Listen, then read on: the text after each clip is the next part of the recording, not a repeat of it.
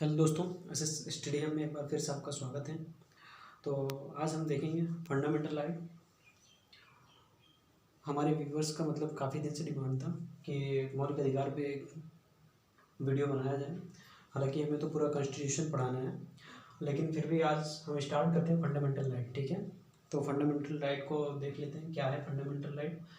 तो fundamental right मतलब मौलिक अधिकार होता है। तो मौलिक अधिकार का मतलब बेसिक राइट्स, मतलब जो एक इंस किसी व्यक्ति को मतलब एक गरिमामय जीवन जीने का जो अधिकार देता है वो फंडामेंटल राइट देता है। ठीक है, तो गरिमामय जीवन मतलब बोले तो ये समझ लीजिए कि जैसे आपको खाना पीना, रहना, सोना, जागना या उठना, या फिर जो है मतलब पानी, बिजली, ठीक है, इन सभी चीज़ों की ज़रूरत पड़ती है एक इंसान को। तो जो बेसिक नीड्स होती हैं वो मौलिक अधिकार हमें प्रोवाइड करवाती हैं। ठीक है, तो हमारे जो देश का जो मौलिक अधिकार है वो सबसे बड़ा मौलिक अधिकार है। इवन यहाँ तक कि मतलब जितने भी वर्ल्ड में जितने भी देश हैं, इतना बड़ा मौलिक अधिकार किसी को नहीं दिया गया है। और यही खासियत है हमारे संविधान की कि हमारा जो संविधान है मतलब ये विशेषताएं हैं कि सबसे बड़ा और सबसे लंबा संविधान जो है हमारे देश का है। तो मौलिक अधिकार भी हमारे देश में सबसे ज़्यादा दिया गया है, व्यक्तियों के राइट्स जो है सबसे ज़्यादा हैं। तो राइट्स होने का मतलब एक तो ये भी हम समझ लेते हैं कि जितना ही ज़्यादा व्यक्तियों को राइट दिया जाएगा तो उतना ही ज़्यादा हमारा संविधान मजबूत होगा, देश का कानून मजबूत होगा और तानाशाही जो सरकार है उनका जो है दमन होगा। तो राज्य में तानाशाही नहीं चलेगी, क्योंकि व्यक्ति अपने अधिकार की बात करेगा, उसको पूरा राइट दिया गया है कि वो जिसको चाहे वो चुने। 5 साल पे एक बार मतलब संविधान वेत्ताओं ने मतलब इस बात को महसूस किया कि अगर पंचवर्षीय योजनाएं मतलब बनाई गई हैं, जैसे 5 साल पे एक बार होता है चुनाव, तो मतलब इसमें व्यक्ति अपने अपने अधिकार वयस्क मताधिकार एक मतलब व्यक्ति का वो भी अधिकार है, वो भी संविधान की विशेषताएं हैं। तो इंसान जब या व्यक्ति कोई जब अपने मतलब अधिकार का यूज़ करके किसी व्यक्ति को चुनता है, मेंबर ऑफ पार्लियामेंट में भेजता है, तो इस बात की मतलब वो मतलब कि इस बात को समझता है कि ये व्यक्ति जाएगा पार्लियामेंट में और हमारे देश का कानून बनाएगा, हमारे देश की व्यवस्था बनाएगा, हमारे लिए व्यवस्था बनाएगा, व्यापार होगा। तो फंडामेंटल राइट्स में सामाजिक, आर्थिक, राजनीतिक, सांस्कृतिक, इन सभी अधिकारों की बात की गई है। ठीक है, तो फंडामेंटल राइट्स का जो है सबसे पहले जवाहरलाल नेहरू ने इसका प्रारूप बनाया और कराची अधिवेशन में इसकी मांग की गई। कराची अधिवेशन 1931 में मतलब इंडियन नेशनल कांग्रेस जो है ये 1985 में इसका गठन हुआ था। तो 1931 में जो है कराची में इसका मतलब अधिवेशन हुआ कांग्रेस का। तो उसमें जो है अध्यक्षता कर रहे थे सरदार वल्लभ भाई पटेल।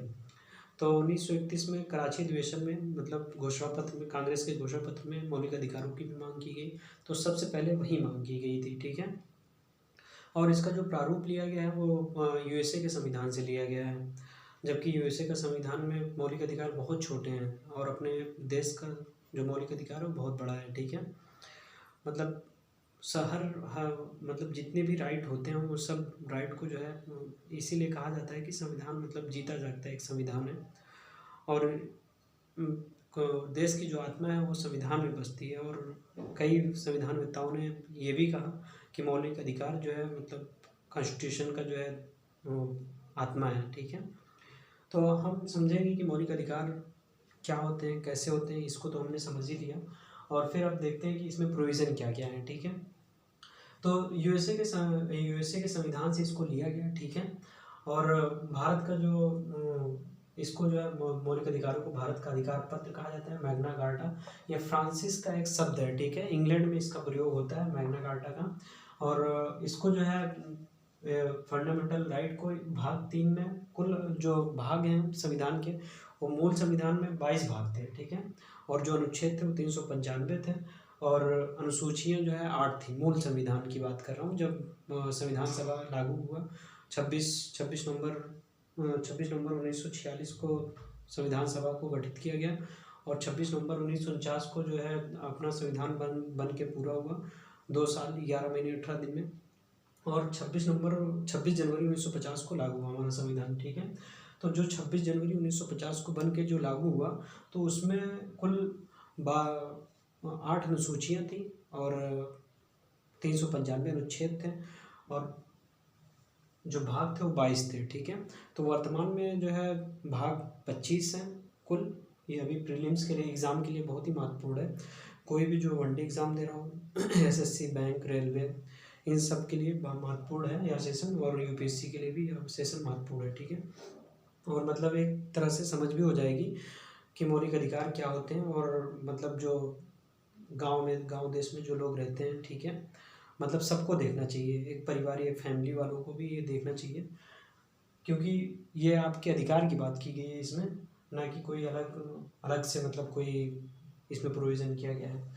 तो हम समझते हैं, तो 22 भाग में से 22 भाग हैं संविधान के, अभी वर्तमान में 25 भाग हैं। तो उनमें से भाग 3 जो है मौलिक अधिकारों का वर्णन करता है। ठीक है, तो अनुच्छेद 12 से 35 तक मौलिक अधिकारों का वर्णन किया गया है। और मौलिक अधिकार जो है ये वाद योग्य है, मतलब इसको कोर्ट में जो है जाया जा सकता है और वाद विवाद इस पे हो सकता है। मतलब इंसान, कोई भी व्यक्ति अपने राइट को लेकर वो उच्चतम न्यायालय या उच्च न्यायालय जा सकता है, और ये असीमित नहीं है। ठीक है, मतलब जैसे मैं कहूँ कि मुझे बोलने का अधिकार है, ठीक, तो अब ऐसा नहीं है कि मैं कुछ भी बोलते चला जाऊँ और मैं बोल दूँ कि ऐसा है, मैं किसी को गाली दे दूँ या फिर किसी को कुछ भी कह दूँ, या बोल दूँ कि यहाँ पे तो तुम्हारा रहने का अधिकार नहीं, या फिर किसी देश के किसी, जैसे वो उच्चतम न्यायालय को मतलब उसको अवमानना कहा जाता है।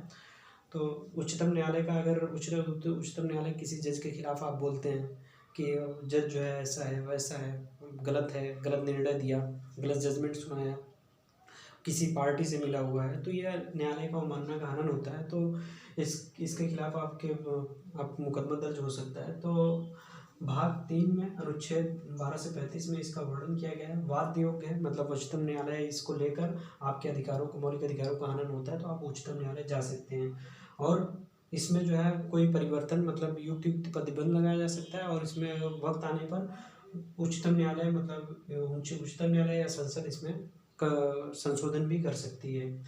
तो ये असीमित नहीं है, मतलब ऐसा नहीं है कि ये जो है मतलब एकदम से दे दिया गया आपको राइट तो आप कुछ भी करिए। इसमें युक्त प्रतिबंध लगाया गया है, मतलब किसी भी चीज़ के लिए आपको अगर बोलने की आज़ादी है तो उस पर ऐसा नहीं है कि आप कुछ भी बोल सकते हैं। आपको चलने की आज़ादी है तो ऐसा नहीं है कि आप कहीं भी चल सकते हैं। जहाँ मना है, जहाँ आप वर्जित है, तो वहाँ आपको रोका जाएगा। ठीक है, तो रूल रेगुलेशन में रहकर इस बात को मानना पड़ेगा। और जैसे आपके मौलिक अधिकारों का हनन होता है तो अनुच्छेद 226 में हाई कोर्ट आप जा सकते हैं, और अनुच्छेद 32 के तहत सुप्रीम कोर्ट जा सकते हैं। ठीक है, और डायरेक्टली अनुच्छेद 32 के तहत सुप्रीम कोर्ट जाया जा सकता है। मूल संविधान में कुल 7 फंडामेंटल राइट थे। ये FR का मतलब होता है फंडामेंटल राइट। ठीक है, ये तो फंडामेंटल राइट, तो 7 फंडामेंटल राइट थे, लेकिन अब जो है 6 फंडामेंटल राइट बचे हैं मौलिक संविधान में। ठीक है, तो अनुच्छेद 31 का जो है 31 का और 19 का। ठीक है, 31 का और 19 का को जो है इसको बाहर कर कहाँ कहाँ रख दिया गया, भाग 12 में अनुच्छेद 300 के का में रख दिया गया है। ठीक है, संपत्ति का अधिकार है ये, जो अनुच्छेद 33 का है और 19 के का में संपत्ति के अधिकार की बात की गई थी। तो इसको 44वें संविधान संशोधन, इसको याद रखिएगा। ठीक है, अनुच्छेद 31 के का को और 19 के का को 44वें संविधान संशोधन के तहत 1978 के तहत इसको अनुच्छेद 300 का में रख दिया गया। ठीक है, तो यहाँ से अनुच्छेद 31 के का 19 के का को हटाकर 44वें संविधान संशोधन के तहत जो है संशोधन किया गया, और इसको उठा के कहाँ रख दिया गया, अनुच्छेद 300 के का में। ठीक, और जैसा कि मैंने बताया कि 1931 के कराची अधिवेशन में अध्यक्षता किसकी थी, सरदार वल्लभ भाई पटेल की। तो इसमें घोषणा पत्र में मौलिक अधिकार को शामिल करके घोषणा पत्र जारी किया गया और मौलिक अधिकारों की मांग की गई। ठीक है, कराची अधिवेशन में मांग की गई। क्वेश्चन आ सकता है कि कौन से अधिवेशन में, कौन से कांग्रेस के अधिवेशन में मौलिक अधिकारों की मांग की गई थी।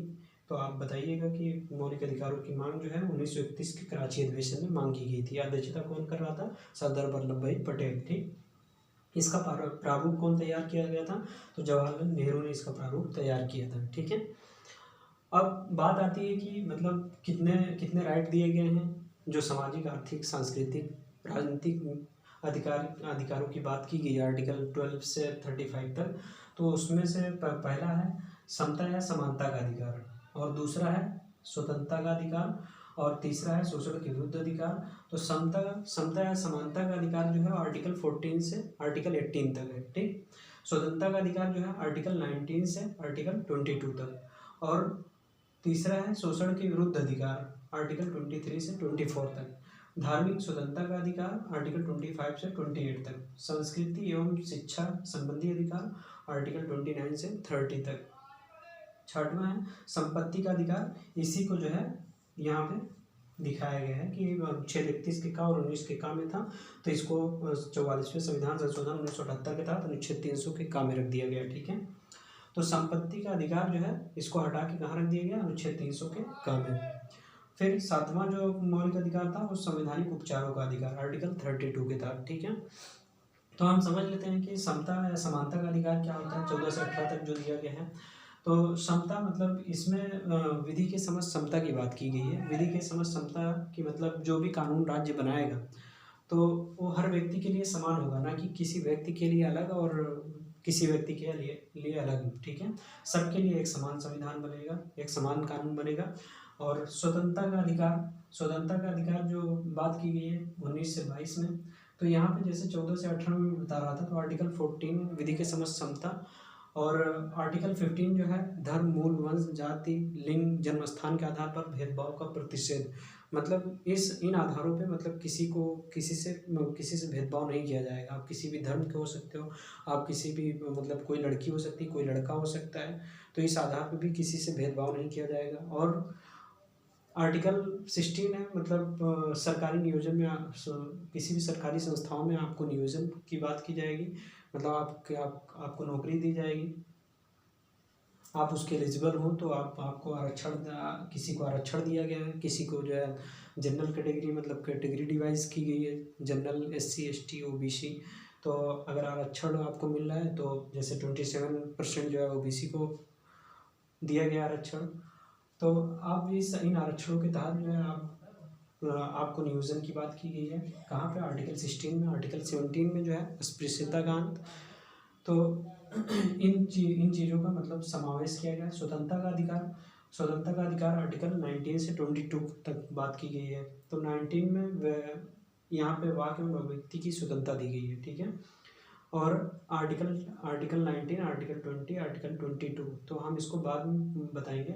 इतना समझ लो कि मतलब स्वतंत्रता का अधिकार मतलब इसमें आपको बोलने, चलने, रहने, सहने, कहीं भी जाने आने या फिर कहीं पे बस जाने की स्वतंत्रता दी गई है, ठीक है। और शोषण के विरुद्ध अधिकार का मतलब आपका शोषण ना हो, इसलिए ये अधिकार दिया गया है। अगर आपका कोई शोषण करता है, जैसे बालाश्रम मतलब किसी भी लड़के को अगर बच्चों से काम करवाया जा रहा है तो आप उसके खिलाफ जो है कार्रवाई हो सकती है, आप उसके खिलाफ जो है न्यायालय जाया जा सकता है, ठीक है। न्यायालय उसके खिलाफ जो है मतलब न्यायालय में उसके खिलाफ मुकदमा दायर किया जा सकता है, कंपनी के खिलाफ या संस्थाओं के खिलाफ, जो भी, या जिनके माँ बाप ऐसे करवा रहे हो ज़बरदस्ती अपने बच्चों से, तो वो बच्चा भी जा सकता है कोर्ट, ठीक है। तो सबसे पहली बात, आप लोग मतलब अपने बच्चों को शिक्षा का जो है ज़रूर मतलब उपलब्ध करवाएं, क्योंकि आपका मौलिक अधिकार भी यहाँ अधिकार दे रहा है, और उनसे काम ना करवाएं, ठीक है, ताकि बच्चों का विकास, मानसिक, सामाजिक, आर्थिक संपूर्ण विकास हो, बौद्धिक विकास भी हो, भौतिक विकास भी हो। फिर धार्मिक स्वतंत्रता का अधिकार आर्टिकल 25 से 28 तक दिया गया है। धार्मिक स्वतंत्रता, आप किसी भी धर्म को मान सकते हो, मतलब स्टेट का कोई भी एक धर्म नहीं होगा। आप किसी भी धर्म को, किसी भी व्यक्ति को, कोई भी व्यक्ति अपने धर्म को मान सकता है, उसका प्रचार प्रसार कर सकता है, कहीं भी धार्मिक संस्थान खोल सकता है, यदि वो अल्पसंख्यक है। इनमें अल्पसंख्यक में जैसे कोई सिख है, कोई बौद्ध है, कोई जैन है, कोई पारसी है, ठीक है, कोई मुस्लिम है। तो इन कुल 6 कैटेगरीज को जो है इनमें तो धार्मिक स्वतंत्रता में मतलब उनको आज़ादी है कि मतलब वो अपने मतलब स्कूलों को खोल सकते हैं, संस्कृति एवं शिक्षा संबंधी अधिकार, यहाँ पे अल्पसंख्यकों को अधिकार दिया गया है। तो ये वही बात जो अभी मैं बता रहा था कि 6 वर्ग हैं जो अल्पसंख्यक हैं, अल्पसंख्यक जिनको माना गया है अपने देश में, तो उनको जो है शिक्षण संस्थान मतलब अपने धार्मिक, जैसे कोई मुस्लिम है तो मदरसा खोला हुआ है तो मदरसा चला सकता है, और कोई क्रिश्चियनिटी से है तो अपना क्रिश्चियन कोई कॉलेज वो अपने कॉलेजों में खोल सकता है, वो पढ़ा सकता है और उसका प्रशासन कर सकता है। ठीक है। और संपत्ति का अधिकार ये आर्टिकल 31 में मतलब इसको अमेंडमेंट करके 300 को काम में पहुंचा दिया गया। पहले ये 31 के काम में था। ठीक है, 19 के काम में भी था और 31 के काम में भी था, तो इसको पहुंचा के 300 के काम में रख दिया गया अनुच्छेद। ठीक है। और फिर संवैधानिक उपचारों का अधिकार, इसको बाबा भीमराव अम्बेडकर साहब ने इसको जो है संविधान की आत्मा कहा है। ठीक है, मतलब आप संवैधानिक उपचारों का अधिकार, अगर आपके मौलिक अधिकारों का हनन हो रहा है तो आप कोर्ट जा सकते हैं और कोर्ट इस पर एक्शन भी ले सकता है अगर किसी के मौलिक अधिकारों का हनन हो रहा है। ठीक है, तो इन सभी बातों का हम मौलिक अधिकारों में विस्तार से समझेंगे। आज यहीं तक। अगर आपको यह सेशन पसंद है तो इसको लाइक और शेयर सब्सक्राइब ज़रूर करें। धन्यवाद।